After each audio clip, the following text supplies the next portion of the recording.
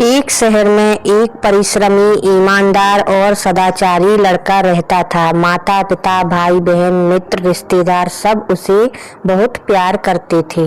सबकी सहायता को तत्पर रहने के कारण पड़ोसी से लेकर सहकर्मी तक उसका सम्मान करते थे। सब कुछ अच्छा था, किंतु जीवन में वह जिस सफलता प्राप्ति का सपना देखा करता था, वह उससे कोसों दूर था। वह रात दिन जी जान लगाकर मेहनत करता, किंतु असफलता ही उसके हाथ लगती। उसका पूरा जीवन ऐसे ही निकल गया और अंत में जीवन चक्र से निकलकर वह काल चक्र में समा गया। चूंकि उसने जीवन में सुकर्म किए थे, इसलिए उसे स्वर्ग की प्राप्ति हुई। देवदूत उसे लेकर स्वर्ग पहुँचे। स्वर्गलोक का अलौकिक सौंदर्य देख वह मंत्रमुग्ध हो गया और देवदूत से बोला, ये कौन सा स्थान है? स्वर्गलोक है। तुम्हारे अच्छे कर्म के कारण तुम्हें स्वर्ग में स्थान प्राप्त हुआ है। अब से तुम यहीं पर रहोगे, देवदूत ने उत्तर दिया।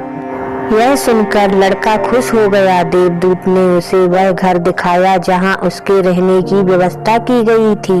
वह एक आलीशान घर था। इतना आलीशान घर उसने अपने जीवन में कभी नहीं देखा था। देवदूत उसे घर के भीतर लेकर गया और एक एक कर सारे कक्ष दिखाने लगा। सभी कक्ष बहुत सुंदर थे। अंत में वह उसे एक ऐसे कक्ष के पास लेकर गया जिसके सामने स्वप्न कक्ष लिखा हुआ था। जब वे उस कक्ष के अंदर पहुंचे तो लड़का यह देखकर दंग रह गया कि वहां बहुत सारी वस्तुओं के छोटे छोटे प्रतिरूप रखे हुए थे। ये वही वस्तुएं थी जिन्हें पाने के लिए उसने आजीवन मेहनत की थी, किंतु हासिल नहीं कर पाया था। आलीशान घर, कार, उच्चाधिकारी का पद और ऐसी ही बहुत सी चीजें जो उसके सपनों में ही रह गए थे।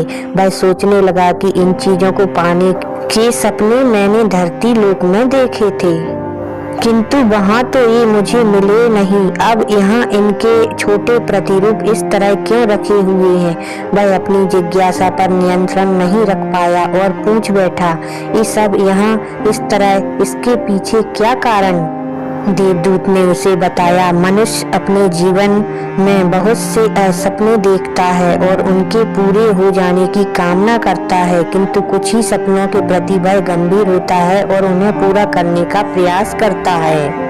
ईश्वर और ब्रह्मांड मनुष्य के हर सपने पूरा करने की तैयारी करते हैं, लेकिन कई बार असफलता प्राप्ति से हताश होकर और कई बार दृढ़ निश्चय की कमी के कारण मनुष्य उस क्षण प्रयास करना छोड़ देता है जब उसके सपने पूरे होने वाले ही होते हैं। उसके वही अधूरे सपने यहाँ प्रतिरूप के रूप में रखे हुए हैं। तुम्हारे सपने भी यहाँ प्रतिरूप के रूप में रखे हैं।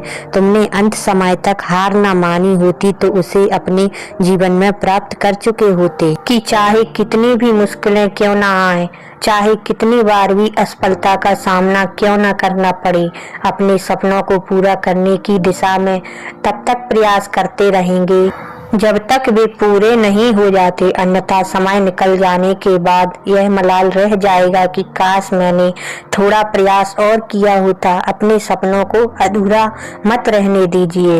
लड़के को अपने जीवन काल में की गई गलती समझ आ गई, किंतु मृत्यु पश्चात अब वह कुछ नहीं कर सकता था। मित्रों, किसी भी सपने को पूर्ण करने की दिशा में काम करने के पूर्व यह दृढ़ निश्चय कर लें। दृढ़ निश्चय और अथक प्रयास से उन्हें हकीकत में तब्दील करके ही दम लीजिए। Like, share, subscribe. अगर आपको वीडियो पसंद आए तो आप प्लीज सब्सक्राइब कीजिए।